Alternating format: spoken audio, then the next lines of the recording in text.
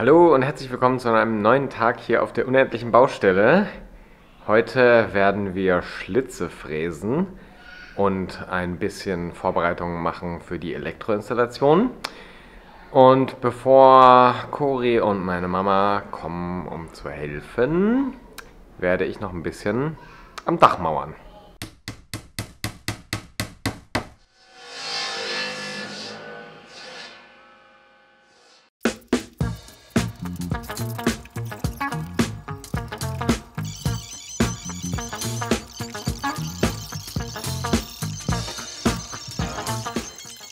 Hallo!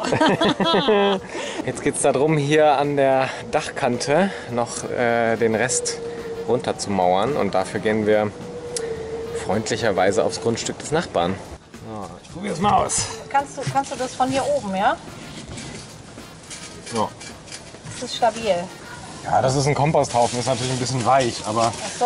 man bettet sich dann da so ein. Ah ja, okay. Zur Not fällst du in den Komposthaufen. Hier fällt man nicht tief, hier ist schon der Boden quasi. Das ist ja super, natürlich. So. Das ist natürlich super. So, hier kann ich doch jetzt super stehen. Guck mal. Ja! Doch viel besser als da genau, oben. hast du schon den Klackermatt Schnee? Nee. Den brauchst du jetzt natürlich. Ja, Wie macht man das? Also vielleicht in kleineren. Also ideal. Ich muss jetzt erstmal hier, glaube ich, mauern. Ja. Hier unten steht jetzt meine Leiter auf dem Komposthaufen. Und hier ist jetzt noch zu mauern, also werde ich mich einfach da unten platzieren. Und dann habe ich hier eine ganz angenehme Arbeitshöhe. Ja, also auf die Idee hätte man natürlich wirklich früher schon mal kommen können. Aber man muss sagen, es ist auch nur hier in der Ecke der Komposthaufen vorhanden. Also von daher gut, dass wir es noch rausgefunden haben.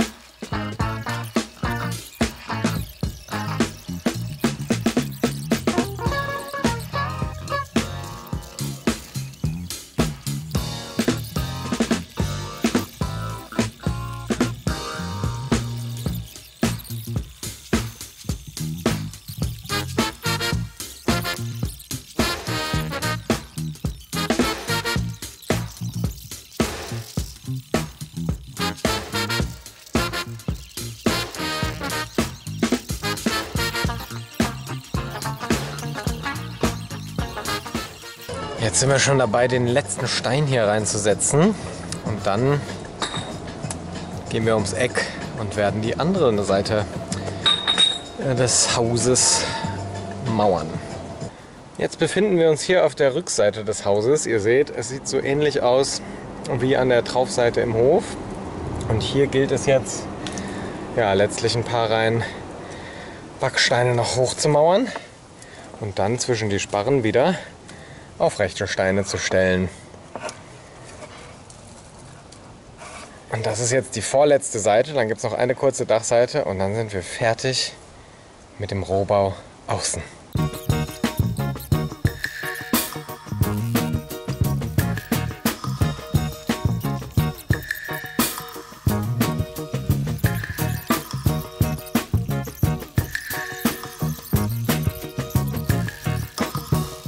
Inzwischen ist Cori auch schon wieder da. Hallo. Eine Sommermauerung hier. Das ist wirklich eine Sommermauerung.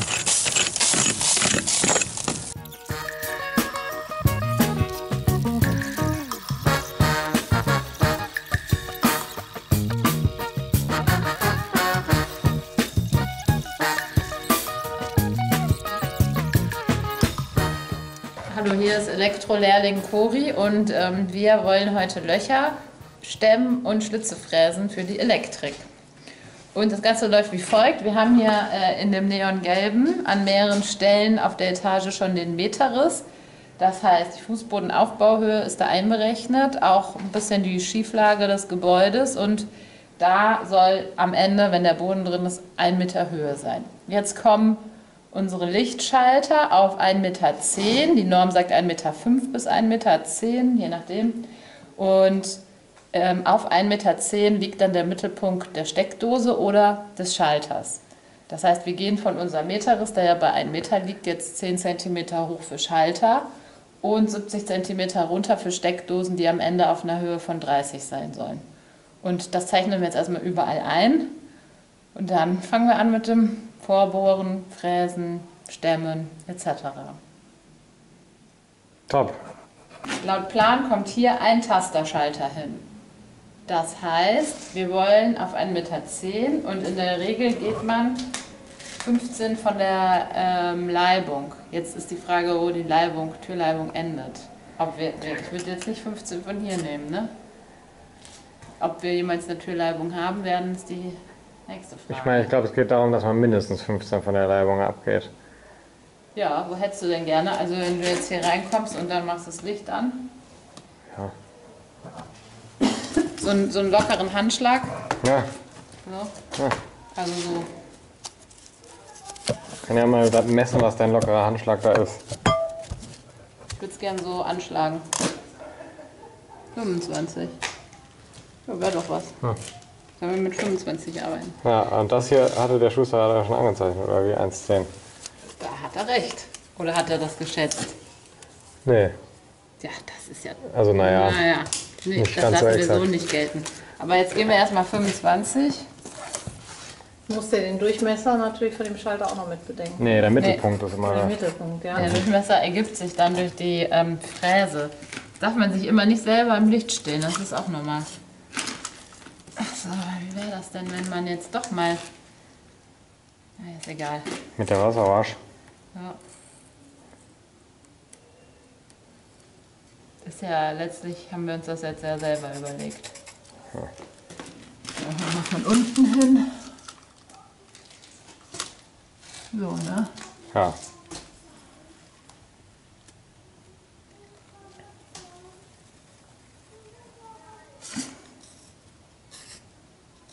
Oder wir machen mal das Tasterzeichen. So. Mhm.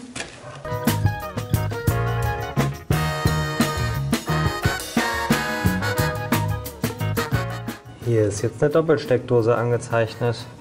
Und hier ist schon ein Taster angezeichnet. Ja, diese ganze Anzeichnung wird jetzt ewig dauern. Wir machen das mal und dann sehen wir uns wieder, wenn wir fräsen.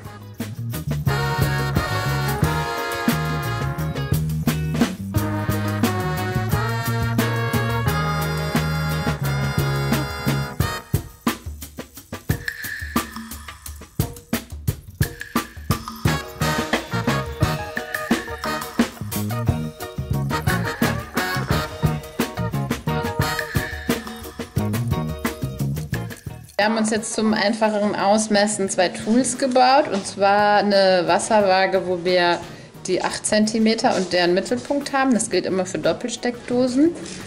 Und die lange Wasserwaage, wo wir jetzt hier einen Strich haben, wo 70 sind. Das heißt, da können wir dann immer quasi vom Meterriss 70 runter, dann kommen wir bei 30 da unten raus.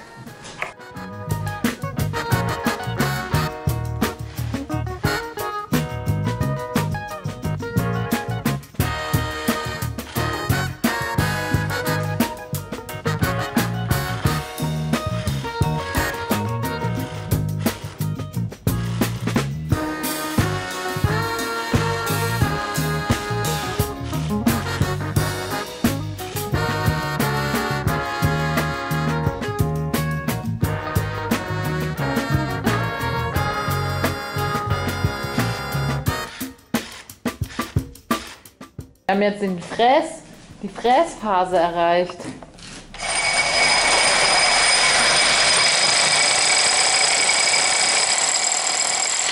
Okay, BG Bau hat gesprochen, wir ziehen Masken an. Das ist Das ist deine. Wo ist meine? Nein, hier.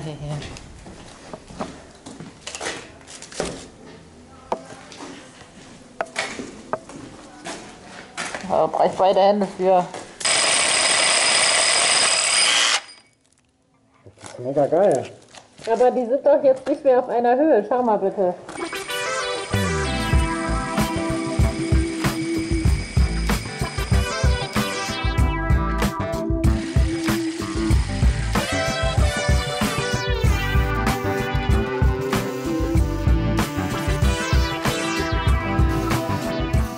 Jetzt sind alle Dosen schon mal vorgebohrt. Ich habe jetzt den Bohrer aus der Bohrkrone rausgenommen. Und jetzt geht es darum, die Dosen in der richtigen Tiefe noch zu fräsen. Also hier aus der Krone ist jetzt quasi die Zentrierung rausgenommen, sodass ich dann die Krone quasi tiefer in die Wand bringen kann. Also wir sehen hier, die Krone ist 6 cm und so tief gehen wir dann letztlich in die Wand hinein. Ist natürlich jetzt hier für die Mauern mit einfachen Steinen relativ tief, schon so die Hälfte ungefähr. Aber so hat der Elektriker sich es gewünscht.